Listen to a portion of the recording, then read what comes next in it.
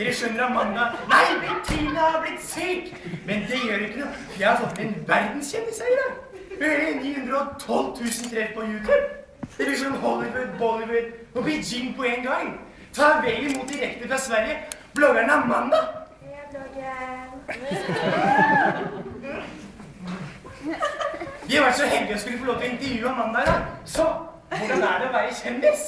Jeg er jättesnygg i dag. Det er sikkert mange gutter som liker deg. I hvert fall 5000.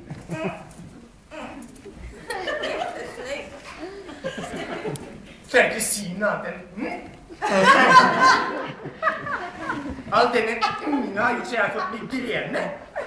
Er du klar over det at i Norge så er det mer nedvergende av unge enn å bli fingret? Nei. BDF!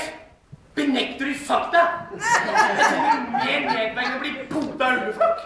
Jeg synes sånn mer nedvergende at du venter på NSB fordi de ikke har en linje.